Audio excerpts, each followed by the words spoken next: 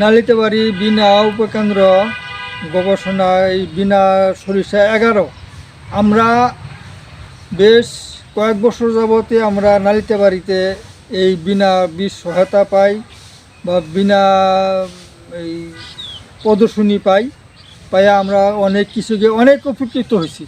আমাদের নালিতাবাড়িতে আগে এই সরিষার আবাদ মোটেই হতো না, সরিষা কী জিনিস মানুষের চিনত না। আর এখন প্রায় শতকরা 50-60 জন কৃষকেই এই সরিষা আবাদ করে। আমরা এখন বর্তমানে সরিষার তৈল আমরা অভ্যস্ত হয়ে গেছিল, সয়াবিন খাইয়া এখন সরিষার তেলই অনেক কৃষকই খাইতেছে। তাতে আমরা এই বিনা সরিষা করে আমাদের এলাকার কৃষক অনেকেই লাভবান হয়েছে বেশ, বা অফিস থেকে আমরা অনেক সহায়তা পাই, বীজ সহায়তা পাই, সারের সহায়তা পাই।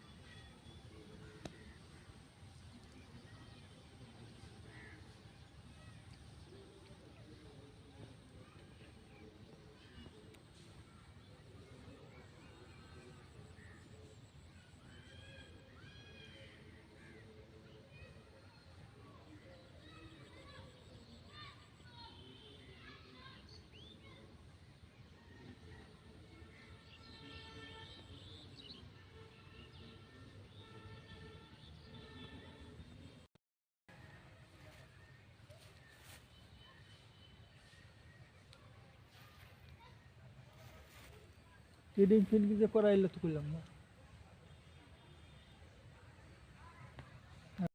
আমাদের বিনা উপকৃত নালিতাবাড়ি শেরপুর, আমরা এখানে সরিষার এবার যে আমাদের চলতি সিজন চলছে, এখানে আমরা 4000 কৃষককে বীজ সহায়তা হিসেবে বীজ বিতরণ করেছি এবং প্রদর্শনী আকারে আমরা 115 জন কৃষককে বিনা গবেষণা শক্তিশালীকরণ প্রকল্প, আমাদের তেলবাজারে ফসল উৎপাদন বৃদ্ধি প্রকল্প এবং আমাদের রাজস্ব খাত থেকে 115 জন কৃষককে আমরা এবার প্রদর্শনী দিয়েছি। তো আমাদের মাঠে চলমান রয়েছে এবং আমাদের বিনা সরিষা 11 এবার হচ্ছে পারফরমেন্স অনেক ভালো। আমরা কিছু মাঠ ভিজিট করেছি এবং দেখেছি সরিষার গ্রোথ অনেক ভালো হয়েছে।